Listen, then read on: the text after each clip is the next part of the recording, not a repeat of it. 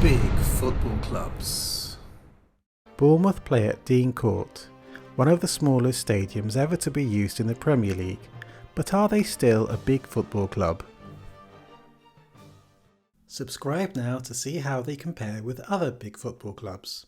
Bournemouth are one of 5 current Premier League sides without a major trophy, so their record does not compare with the most successful clubs. Here they appear with the least successful sides currently. With the second lowest capacity in the Premier League, it's no surprise to find them with the lowest total attendances since the Football League began.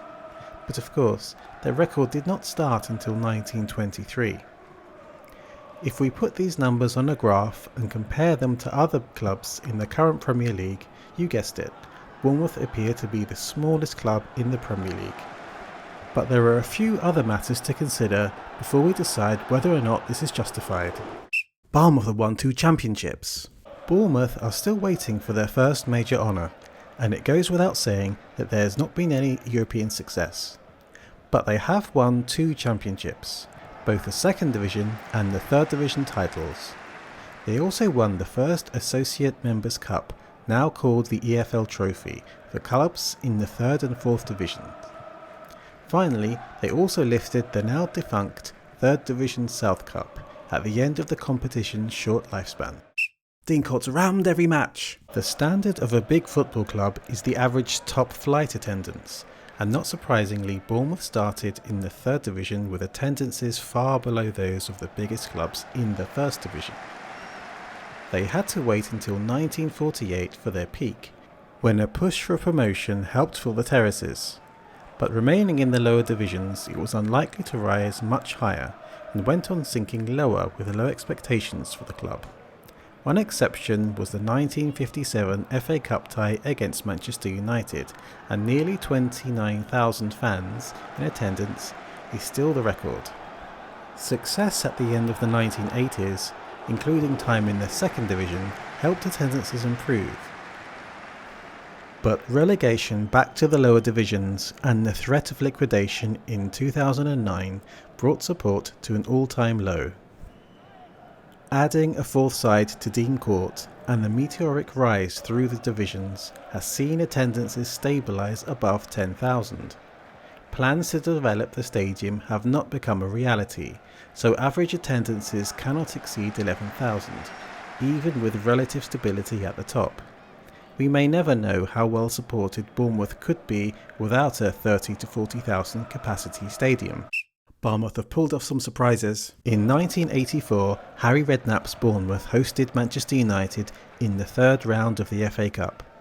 Bournemouth defeated the current holders 2-0 in spite of the side including the likes of Robson, Wilkins and Whiteside, who were at the time on a strong league run. At the beginning of the 2008-2009 season, Bournemouth had been deducted 17 points due to administration. Relegation to non-league football and liquidation looked more than likely, but Bournemouth fought for their place, and the win against Grimsby Town in the final home game of the season secured their safety. Who would have thought that a few seasons later they would have ended up in the Premier League? Our heroes have taken us all the way to the top. For the bulk of Bournemouth's history, they were in the third division, so it's unlikely for players from the first 100 years or so to compare with those performing in the Premier League. Indeed, their record goal scorers never scored for Bournemouth in the top flight. But we can include a couple of club favourites. Most of the players are those who have performed consistently during their rise to the top and who have kept them there. Bournemouth's rise has been staggering. Although they'd been around since 1899, Bournemouth did not join the Football League structure until 1923, spending their time in the 3rd Division and 3rd Division South.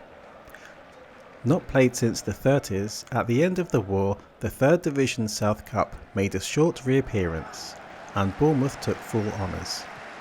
They were comfortably a 3rd Division side, but in the 1970s dipped into the 4th Division for some time.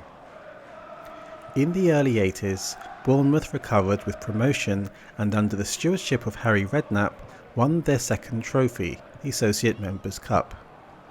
The heroics continued when they won the third division title, but in the thick of financial difficulties, their first time in the second division was cut short.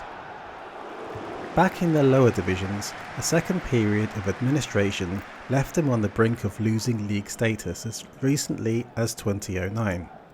But miraculously, they bounced back. Within 6 years, they got promoted to the Premier League as champions, staying there for 5 seasons and making it back again after relegation. AFC Bournemouth are a lower league club who have somehow managed to maintain Premier League status. No major honours makes them one of the least successful Premier League sides, but they can at least be proud of lower league cups and promotions as champions. Success would be appearing in any European competition, but this is yet to happen. Historically, support has not been enough to justify a large stadium. It remains to be seen if this will ever change. FA Cup giant killing and a win which was part of a desperate fight for survival at the very bottom of the league illustrates just how small Bournemouth are. Their players have performed incredible feats to get them where they are today, but cannot be considered as the very best. Bournemouth have appeared mostly in the lower divisions, and one might think that their stay in the Premier League could be cut short. This remains to be seen, but they have a long way to go to be considered one of England's big football clubs. How have such a small club even managed to stay in the Premier League for longer than some bigger clubs? Please comment below. Like and subscribe to Big Football Clubs to watch videos as they're released each week.